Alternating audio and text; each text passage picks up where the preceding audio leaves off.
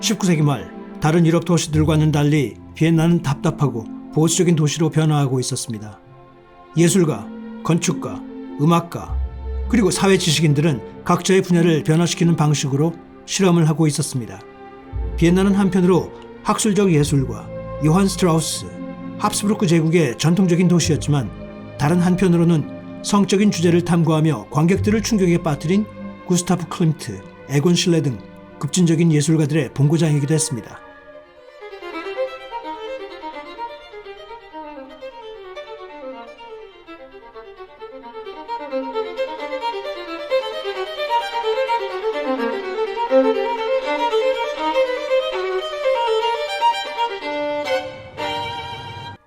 안녕하세요 여러분. 언제나 어려운 미술을 쉽고 재미나게 풀어드리는 레차트의 대원쌤입니다. 금년 말부터 내년 봄까지 한국에는 대대적인 명작 전시회가 쏟아지고 있는데요. 제가 무척이나 바빠질 것 같습니다. 지난주에 소개한 예술의 전당 주최 반 고흐전과 같은 날 시작해서 같은 시기에 끝나게 되는 어마어마한 전시가 또 하나 있는데요. 바로 국립중앙박물관의 특별전입니다. 자, 지금부터 프리뷰 들어갑니다. 국립중앙박물관은 오스트리아 레오폴트 미술관과 협력하여 19세기 말 비엔나에서 변화를 꿈꿨던 예술가들의 활동과 모더니즘으로의 전환 과정을 레오폴트 미술관 소장품 총 191점으로 선보입니다. 세기 말 새로운 시대, 예술의 자유를 찾고자 구스타프 클림트가 창립한 비엔나 분리파의 역할과 동시대의 예술가들의 활동을 미술, 음악, 건축, 그리고 디자인 등 다양한 시각으로 살펴볼 수 있는 국내 최초의 전시인데요. 과거 구스타프 클림트를 비롯해 에곤 실레 등은 각자 개인 전시회를 한국에서도 익히 전시해 왔었지만 오스트리아를 중심으로 한 비엔나 분리파를 집중 분석하는 기회는 이번이 처음이라고 할 수 있습니다. 이번 프리뷰에서는 크게 두 편으로 나누어 소개할 예정인데요. 오늘 영상에서는 클림트를 중심으로 한 비엔나 분리파가 도대체 무엇인지에 대하여 소개하도록 하고요.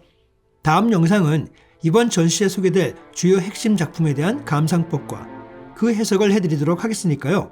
많은 기대와 관심 부탁드립니다. 모든 시대에는 그 시대만의 고유한 예술이, 예술에는 예술만의 고유한 자유가 존재한다. 이 아리송하면서도 멋진 말은 오스트리아 분리파가 주장하던 그들만의 미술 세계인데요. 분리파 또는 영어로는 섹세션이라고 불리던 비엔나 분리파는 1892년에 시작해서 1910년까지 독일과 오스트리아 헝가리 제국에서 유행하던 미술 사조를 말합니다. 좀 더 구체적으로 말하면 1897년 4월 20여 명의 화가와 디자이너 그리고 건축가가 아방가르드 동맹을 결성하여 시작되는데요. 주요 초기 창단 멤버로는 구스타프 클림트를 중심으로 디자이너 조셉 올브리치, 막스 크루즈바일, 빌헬름 베르나치크 등이 있었고 곧바로 건축가 오토 바그너도 이들에 합류합니다. 그리고 그들은 분리파라고 자신들의 운동을 명명했던 것입니다. 이들의 핵심 캐치프레이즈는 모든 시대에는 그 시대만의 고유한 예술이, 예술에는 예술만의 고유한 자유가 존재한다였는데요.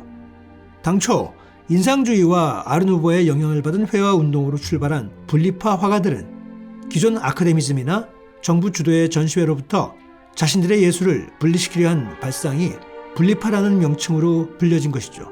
분리파의 리더는 키스, 환희의 송가 등으로 유명한 아르누보 화가 구스타프 클림트로 그는 나체에 대한 묘사와 황금색을 아낌없이 사용한 그림을 그렸다는 것으로 당시에는 큰 화제를 일으켰던 오스트리아의 영웅이었죠.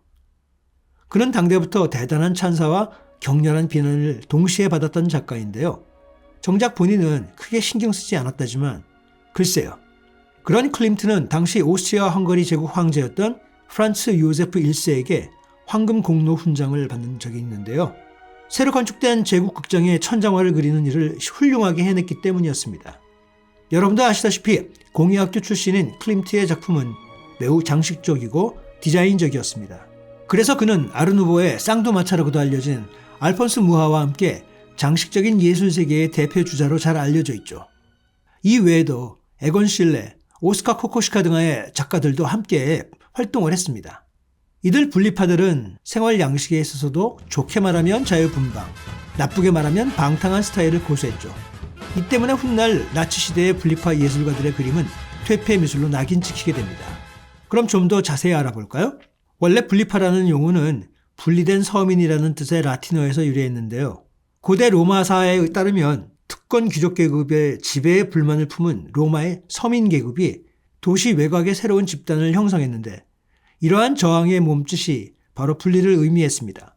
이처럼 제도권에서 탈퇴함으로써 정통의 이의를 제기하고 새로운 총체적 변화를 추구하는 분리의 움직임이 19세기 말 유럽의 젊은 미술가들을 중심으로 일어났는데 독일의 미넨 분리파와 베를린 분리파 그리고 오스트리아의 비엔나 분리파를 꼽을 수 있습니다. 이들 가운데 가장 큰 비중을 차지하고 있는 그룹은 비엔나 분리파죠. 물론 비슷한 시기 프랑스를 중심으로 활약한 인상주의와 신인상주의도 전통적인 아카데미 미술에 대한 저항과 분리로 시작되었으니 같은 맥을 지녔다고 할 수 있습니다. 그렇다면 왜 이런 운동이 오스트리아에서 발생했을까요?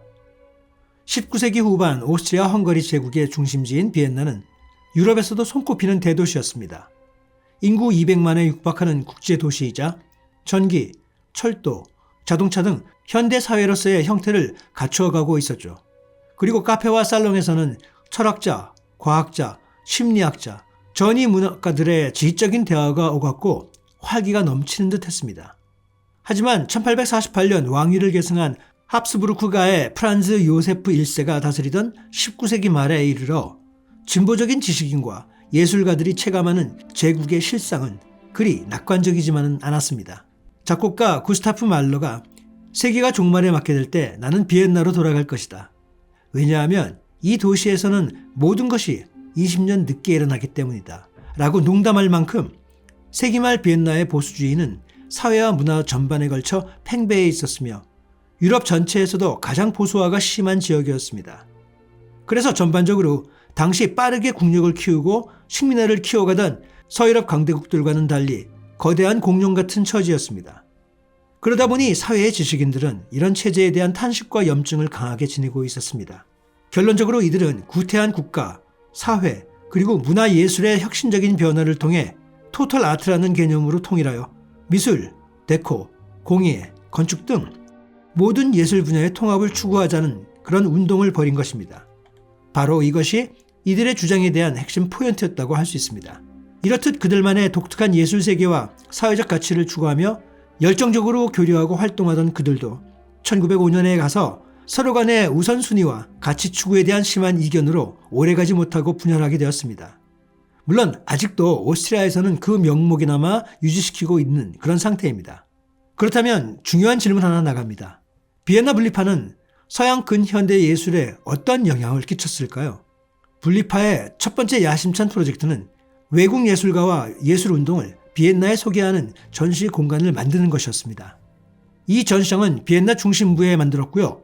전시장 입구 위에 프리즈가 있는 그의 돔형 갤러리 건물은 이 운동의 상징이 되었습니다. 그리고 이것은 도시 최초의 현대 미술 전용 갤러리로 평가받게 되죠. 또한 이 전시장은 프랑스 인상파와 다른 예술가들을 비엔나 대중에게 친숙하게 소개하는 데 도움이 되었습니다. 유럽의 유명 미술 딜러 네트워크의 도움과 지원으로 보나르, 드가, 마네, 모네, 마리소와 같은 프랑스 인상주의 화가들의 작품은 물론 피사로, 르누아르, 툴루즈 로트릭 등이 비엔나 분리파 전시에 참가하였습니다. 또 한 가지 비엔나 분리파 운동의 전시에서 흥미로웠던 사건은 세계 최고의 음악가라는 베토벤과 관련된 상황이었습니다. 당시 베토벤은 오스트리아에서 많은 족적을 남기고 영웅으로까지 알려진 인물이었습니다. 1902년 요제프 호프만이 디자인하고 루트비 반 베토벤에게 헌정한 제14차 분리파 전시회가 특히 유명했는데요. 막스 클링거의 베토벤 동상이 중앙에 서 있고 그 주위에는 클림트의 베토벤 프리즈가 설치되어 있습니다. 그리고 클림트의 프리즈가 복원되어 오늘날에도 이 갤러리에서 볼 수 있습니다. 이렇듯 짧은 기간이었지만 서양 전통 미술의 주류에서 도태되었던 동유럽 오스트리아는 이 저항적이고 혁명적이었던 젊은 오스트리아 예술인들로 인해 유럽 주류의 예술 세계에 큰 영향을 끼치고 새로운 예술 운동의 교류가 가능하게 했던 중요한 미술사자라고 평가받게 되었던 것이죠. 자, 이렇듯 비엔나 분리파를 조금이나마 이해하고 전시를 가신다면 훨씬 클림트와 에건 실레를 비롯한 분리파 작가들의 전시를 보시는데 도움이 되시리라 생각되며 이번 영상을 마칩니다.